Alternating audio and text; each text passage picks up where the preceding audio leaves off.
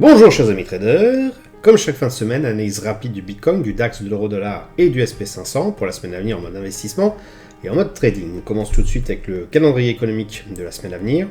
Donc une semaine relativement calme, on se méfiera bien sûr toujours des annonces du FOMC mercredi soir, même s'il n'y a pas d'annonce de taux.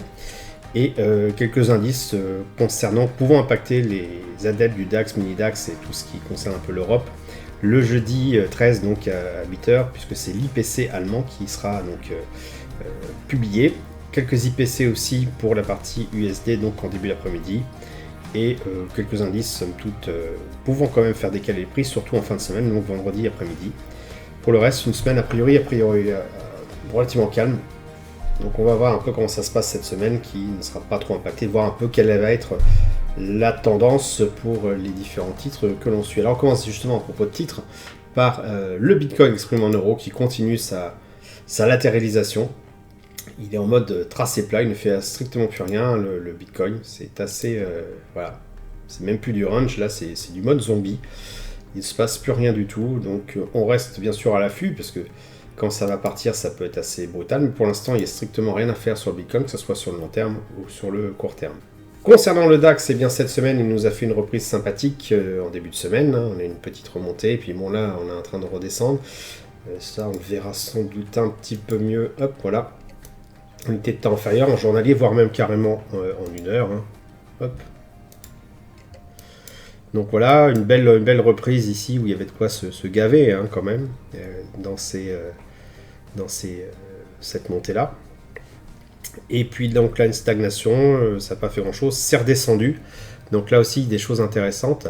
Ce qu'on constate, voilà, c'est si vraiment on veut faire plutôt ce que je recommande plutôt en ce moment que du long terme, c'est de l'intraday, voire même du scalping. On voit une divergence baissière qui arrive ici. On a un prix qui fait un nouveau plus haut. Hop, ici c'est plus haut.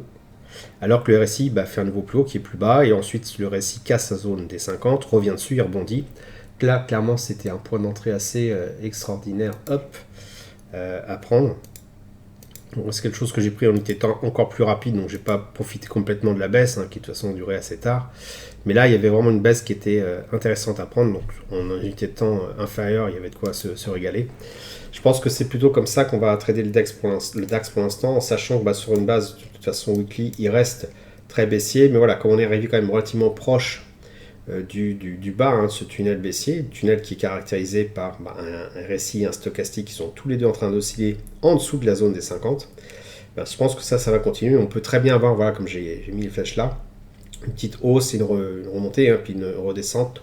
Donc sur le long terme, c'est pas forcément le meilleur moment de se positionner. À voir comment ça se passe la semaine prochaine, mais restez plutôt attentifs sur les mouvements de grande amplitude qui peuvent être exploités plutôt en mode intraday ou scalping sur la semaine à venir. Bon, l'euro-dollar nous a fait une reprise intéressante, donc on va plus le voir en journalier. On a effectivement cette remontée, on est pratiquement revenu sur les 1 et pouf, là on a l'air de redescendre à nouveau. Regardez les volumes qui sont assez conséquents ici. Volumes qui, moi j'appelle les volumes de freinage, en fait le prix descend. Et puis à un moment donné, je pense qu'on atteint un seuil critique où il y a beaucoup d'acheteurs qui se mettent en position en disant que ça va remonter. Effectivement, pour le coup, ça monte. Mais ça dure pas très longtemps, et là, la baisse qui est en train de se produire va certainement faire en sorte que tous ceux qui sont positionnés à l'achat ici vont se remettre à revendre, et donc accélérer cette baisse-là. Ce que je vois, c'est que vraiment, purement au niveau analyse technique, on a un renversement qui se passe sur un creux de volume par prix, ce qui laisse à penser que cet ancien support ici est devenu une résistance qui est valable, pertinente, et donc ce qu'on est en train de voir en ce moment-là, c'est un reflux du prix. Et comme il n'y a pas trop de limites en dessous, ça peut descendre très très très bas. Ce sont des choses, je dirais, qui arrivent très souvent sur les cours de trading quand on les analyse, les différentes baisses où il y a un pullback et qui se font proches d'une zone comme ça de support-résistance qui se caractérise par un volume par prix faible, donne après une forte poussée dans l'autre sens. Et s'il n'y a pas un frein pour les bloquer, donc c'était le cas ici, si je me remets par le passé, ici il y en avait un. Ici, il y en avait beaucoup moins. En dessous, pouf, voilà, on n'a aucune limite et ça descend jusqu'à ce que les acheteurs se réveillent. Donc, on peut tout à fait avoir ce type de comportement dans les semaines à venir. Et donc, rester haussier sur le dollar par rapport à l'euro. Après, en termes d'investissement court terme, ce qu'on peut faire, hein, y compris dans du 1 heure, c'est sachant qu'on a un flux qui est baissier en ce moment, c'est faire du swing trading à la faveur, je dirais, d'un tunnel baissier comme celui-ci qui apparaît à peu près là. Hop, voilà. De profiter à chaque fois qu'on est en haut pour vendre, hein, se mettre dans le sens de ce qui est à l'unité de temps supérieure.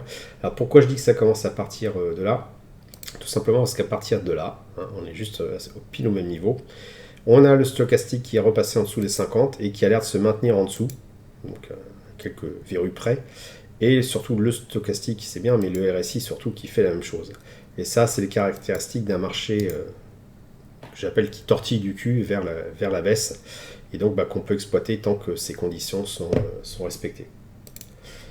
Le SP500 enfin, donc on reste dans l'idée que j'expliquais depuis quelques temps, savoir qu'à partir du moment où on a une divergence baissière sur le prix par rapport au RSI, que le RSI a cassé cette zone des 50, dite zone de neutralité, qu'il est revenu rebondir dessus. Alors certes, ça a pris un peu de temps, il est venu rebondir dessus, puis là il est en train de valider cette descente aux enfers, puisque tout simplement on est en train en rebondissant dessus, et en ayant un stochastique qui fait la même chose, on est en train de valider le tunnel que je suis en train de dessiner ici. Alors certes, on arrive au niveau du stochastique en bas, donc on peut s'attendre peut-être à une remontée ou une latéralisation.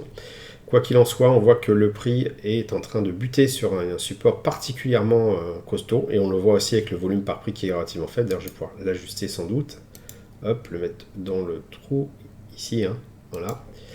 Et donc le support a l'air de tenir pour l'instant, donc on peut très bien avoir effectivement ce petit rebond ici qui peut donner une fausse impression que ça y est, la baisse est finie.